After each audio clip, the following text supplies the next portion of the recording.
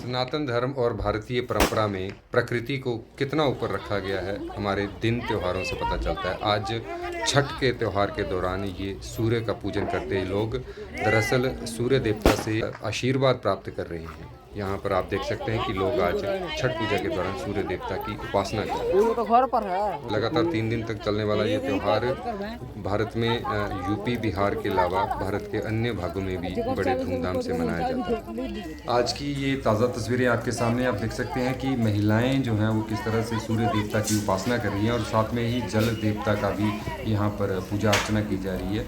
ये सारी महिलाएं आप जो देख सकते हैं यहाँ जल में उतरकर पूजा अर्चना कर रही हैं। जो 36 घंटे का निर्जला बिना अन्न जल से 36 घंटे का ये उपवास होता है।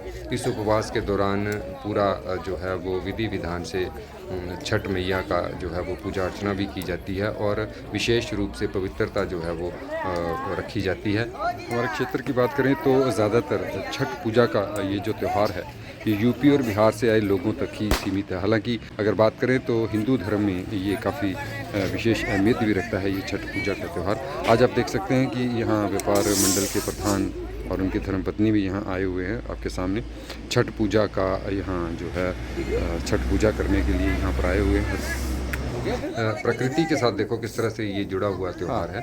मतलब कहते हैं कि उगते सूरज को हर कोई नमस्कार करता है, डूबते को नहीं करता। लेकिन यहाँ हमारे सनातन धर्म में विशेष बात देखिए कि जो अस्तगामी सूर्य है उसको भी यहाँ अर्घ दिया जाता है। मतलब उसका भी यहाँ पर पूजन जो है वो अस्तगामी सूरज का जो है वो किया जाता है और साथ ही उस सूर्योदय के समय पूजा अर्चना की जाती है।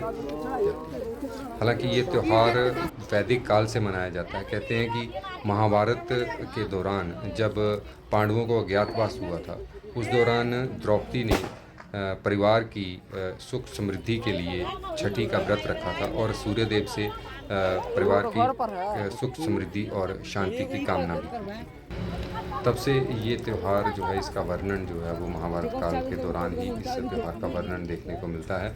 तब से ये त्यौहार भारत में मनाया जाता है, विभिन्न भिन्न हिस्सों में मनाया जाता है। और यूँ कहें तो ये जल के साथ साथ सूर्य देव की उपासना भी इस त्यौहार में की जाती है और ये अपने आप में बताता है कि किस तरह से भारत का पौराणिक समय से जुड़ाव रहा है प्रकृति के साथ, पूरे भारतवर्ष का कहें।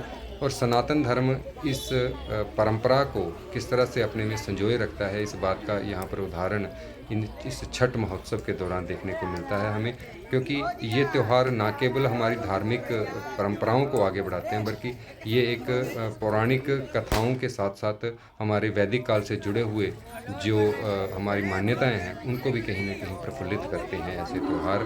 और हालांकि बहुत सारे जगह पर कृषि के साथ साथ ही इस त्यौहार को जोड़ के देखा जाए, क्योंकि जल देवता और सूर्य देवता के संगम से ही कृषि जो है वो आगे बढ़ती है और कृषि कार्य जो है वो संपन्न होते हैं। तो इस त्यौहार को विभिन्न रूपों में जाना जाता है, देखा जाता है और मान्यताएं हैं अलग अलग जुड़ी हुई जिस तरह से ये त्यौहार जो है वो धूमधाम से मनाया जाता है। तो कुदरत के साथ साथ यहाँ धार्मिक भावनाओं से किस तरह से कुदरत के साथ साथ धार्मिक भावनाएं किस तरह से जुड़ी हुई है, ये सनातन धर्म में अपने आप में सनातन धर्म की एक विशेषता है। और इन विशेषताओं को हमारे त्यौहार जो है वो आगे बढ़ाने का काम करते हैं। तभी तो भारत जो है वो पूरे विश्व का विश्व गुरु है। क्योंकि ये जो त्यौहार और ये जो परंपराएं हैं ये अब से नहीं है बल्कि पौराणिक समय से और वैदिक समय से चलती आ रही हैं। तो हमें गर्व होना चाहिए कि हमारी परंपराएं जो हैं, हमारे त्यौहार जो हैं वो सनातन धर्म में सबसे श्रेष्ठ जो है वो माने जाते हैं और इन्हीं को आगे बढ़ाने का काम जो है वो हमारे त्यौहार और हमारी परंपराएं जो है वो करते हैं।